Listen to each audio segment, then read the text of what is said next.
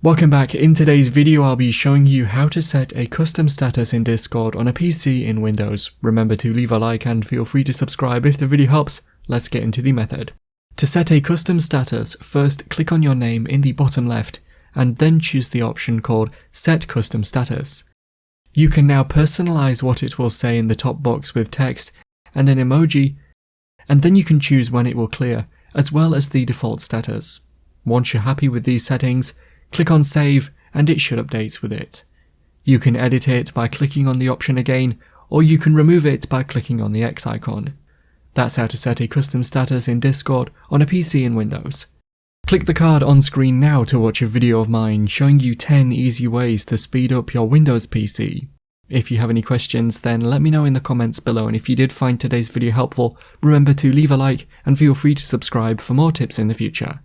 Be sure to stick around to see some of my other videos that you might be interested in. Thanks so much for watching, and I will see you in another video.